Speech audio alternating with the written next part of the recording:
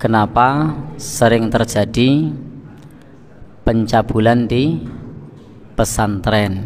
Baik, ini satu pertanyaan yang cukup menohok. Pesantren yang idealnya mengajarkan kepada kita tentang agama yang baik, mengajarkan akidah, mengajarkan tata krama, mengajarkan sopan santun, mengajarkan budi pekerti yang baik, tetapi justru di situ ada pencabulan. Dan hal ini bisa kita tengarai dengan berita-berita yang ada saat ini, sangat mudah untuk kita akses. Tetapi juga yang perlu digarisbawahi bahwa memang kalau hal semacam ini terjadi di pesantren, itu semua tertuju kepadanya.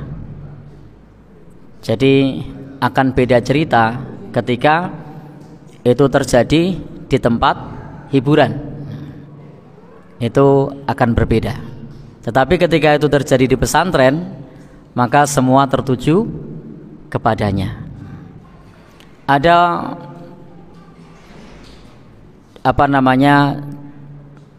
istilahnya dalam sisi berita itu dianggap menarik, sehingga beritanya cepat tersebar. Dan ketika terjadi berita semacam itu, maka hendaknya kita sebagai seorang muslim perlu mengevaluasi tentang sistemnya, bukan kemudian malah mencari pembenaran. Di tempat lain kan juga banyak juga, tapi tidak diberitakan misalnya. Jadi tidak sepantasnya kita melakukan pembenaran atas sesuatu yang sebenarnya memang itu tidak benar. Baik dilakukan di pesantren ataupun di luar pesantren, itu sama-sama tidak benar. Jadi tidak perlu kemudian kita mencari pembenaran. Di luar masih banyak, cuma tidak diberitakan, itu tetap keliru. Diberitakan atau tidak diberitakan. Bahkan ayahnya sendiri kepada anaknya itu tetap keliru, meskipun ayahnya sendiri kepada anaknya. Jadi jangan sampai kita menormalisasi sesuatu yang tidak normal.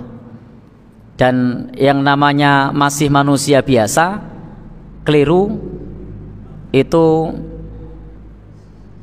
sesuatu yang tidak bisa dipungkiri. Tetapi yang terpenting adalah kita mau berusaha untuk tidak keliru. Kalau terjatuh keliru, maka harus mau berbenah dan mau bertobat kepada Allah Subhanahu wa taala. Jadi jangan sampai kita menormalisasi sesuatu yang sebenarnya tidak normal. Maka salah satunya adalah kenapa sering terjadi pencabulan, itu tidak mengindahkan syariat Islam. Dalam syariat Islam dianjurkan laki-laki perempuan dipisah, tapi ternyata laki-laki perempuan dicampur.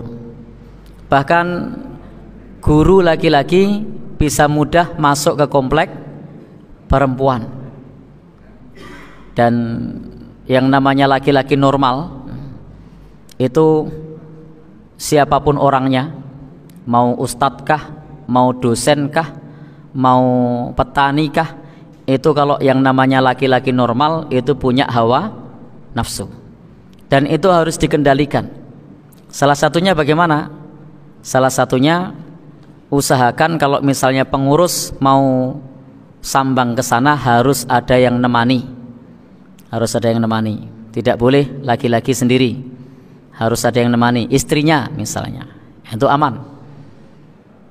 Atau lebih baik lagi perempuan yang ngurus perempuan, laki-laki yang ngurus laki-laki, dipisah antara laki-laki dan perempuan. Jangan sampai kiai malah menjadi pagar makan tanaman.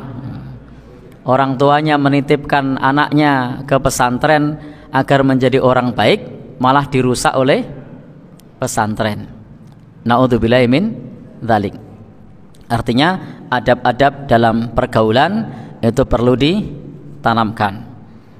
Bagaimana adab untuk menundukkan pandangan, batas antara laki-laki dan perempuan, pengurus ustadz laki-laki sebaiknya tidak masuk ke komplek perempuan, demikian pula anak perempuan tidak masuk ke komplek laki-laki. Itu penting untuk memperhatikan hal tersebut karena kendornya dalam menjalankan aturan syariat, sehingga kadang terjadi hal-hal yang tidak diinginkan. Meskipun harus diakui ya bahwa hal yang semacam itu tetap harus diperbaiki, tidak boleh dijadikan sebagai satu pembenaran.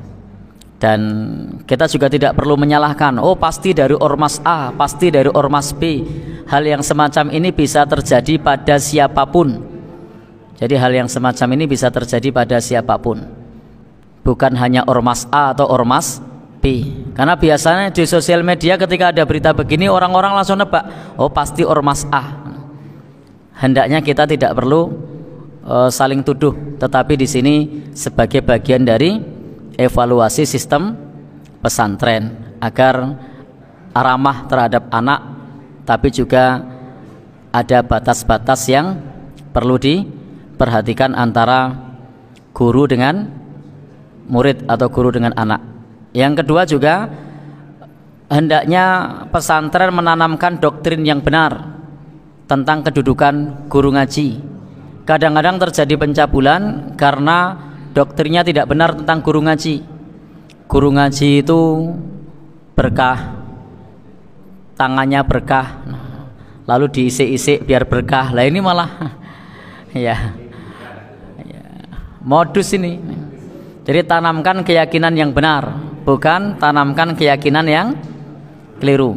Karena semua manusia itu tidak maksum, tidak terjaga dari kesalahan, berpotensi berbuat salah. Maka semua potensi yang memungkinkan berbuat salah itu perlu disumbat, atau namanya saddud dzari'ah. Andai semua sudah disumbat kemudian masih terjadi, yaitu khilaf, harus bertaubat. Dan semua manusia berpotensi khilaf.